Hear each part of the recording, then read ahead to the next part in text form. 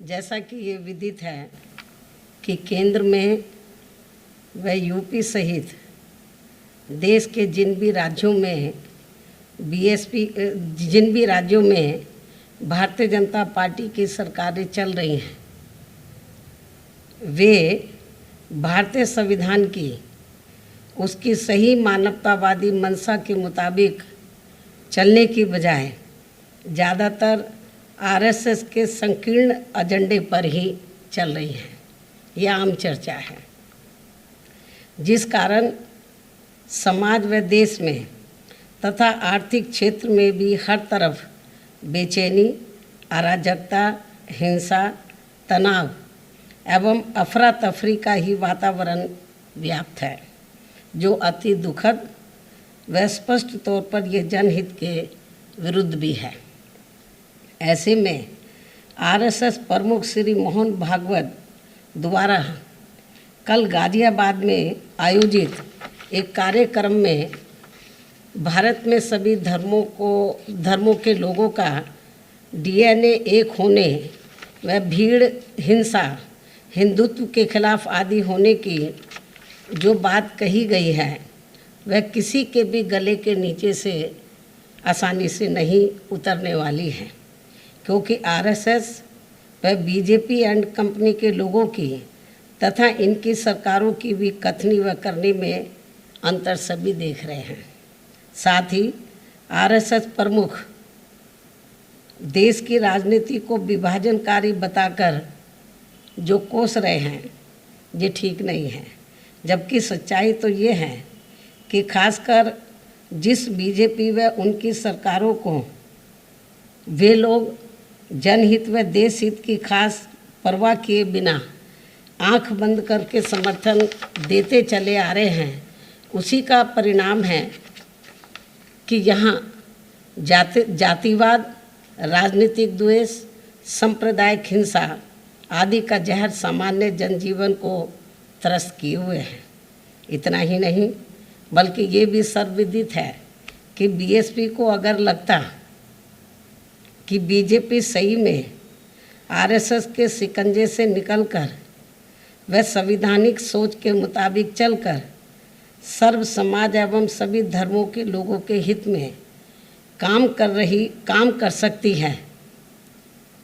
तो फिर काफ़ी पहले सन 1995 में ही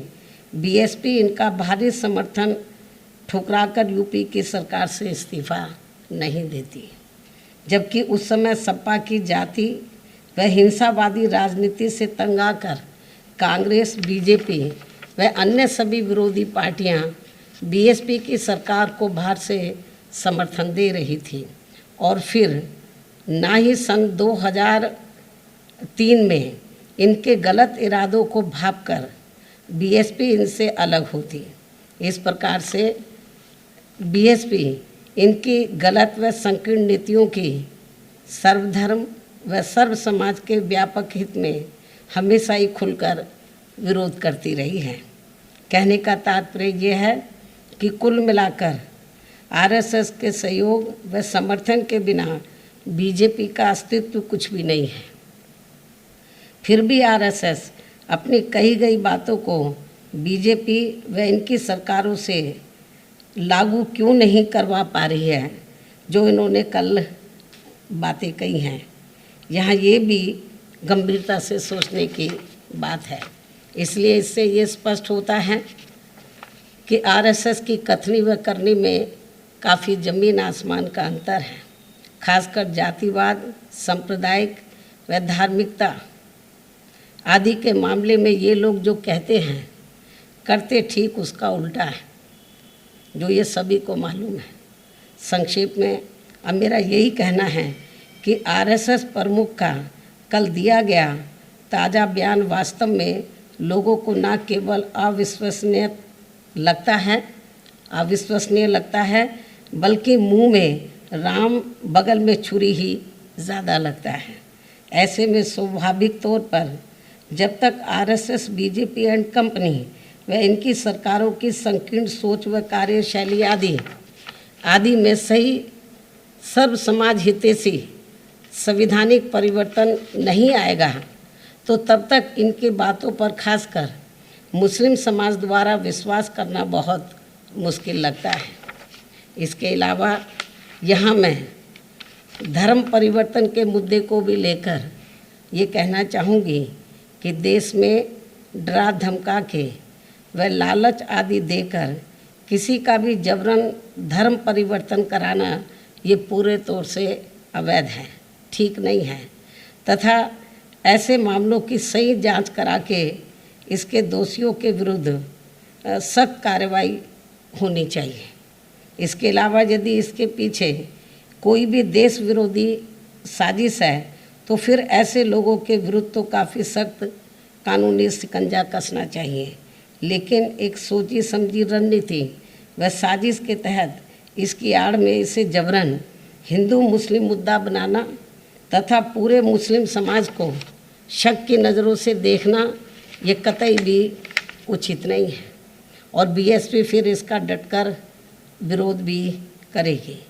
क्योंकि इससे दोनों धर्मों के लोगों में आपसी नफरत पैदा होगा, जो ये देश हित में ठीक नहीं है। इसके साथ ही ये कहना कि धर्म परिवर्तन की आड़ में देश को नुकसान पहुंचाने की यहाँ काफ़ी समय से साजिश चल रही है कि ये भी बात कही जा रही है, तो यहाँ इसको लेकर एक ये भी सवाल पैदा होता है कि इतने लंबे समय से अपने देश की खुफिया जांच एजेंसियां अभी तक क्या कर रही थी और अब इसको लेकर जो भी कार्रवाई चल रही है ये तो बहुत पहले ही हो जानी चाहिए थी, जो नहीं की गई। तो इसके पीछे हमें इनका राजनीतिक स्वार्थ कुछ ज़्यादा नज़र आ रहा है और ऐसा लगता है कि इसे अब ये देश के कुछ राज्यों में होने वाले आगामी विधानसभा चुनाव में अपनी कमजोरियों पर पर्दा डालने के लिए राजनीतिक रंग देना चाहते हैं और इनका यदि ऐसा कोई षड्यंत्र है तो फिर ये अपने देश के लिए अति दुर्भाग्यपूर्ण व अति निंदनीय भी है और इस मामले में देश की जनता जरूर सावधान रहे। इसके अलावा यहाँ मैं ये भी कहना चाहूँगी, ख़ास तौर से यूपी गवर्नमेंट के संबंध में ये भी कहना चाहूँगी कि यूपी की वर्तमान भाजपा सरकार द्वारा अधिकांश जातिगत धार्मिक व राजनीतिक द्वेष की भावना से अभी तक जिन मामलों में भी जिनकी संपत्ति जब्त व ध्वस्त की गई है उनमें ज़्यादातर मुस्लिम लोग प्रभावित हुए हैं, ऐसा मुस्लिम समाज व आम लोगों का भी मानना है। लेकिन इससे इनमें असुरक्षा की भावना पैदा हो रही है, ख़ास तौर से मुस्लिम समाज में, जो ये ठीक नहीं है। इस संबंध में बीएसपी का ये भी कहना है कि यदि इसमें ऐसी कुछ भी सच्चाई है तो ये उचित नहीं हो रहा है, जो ये सरकार की कार्यशैली पर अनेकों सवाल खड़े करता है तथा बीएसपी इसकी कड़े शब्दों में निंदा भी करती है। इन्हीं ज़रूरी बातों के साथ ही अब मैं अपनी बात यहीं समाप्त करती हूँ। धन्यवाद।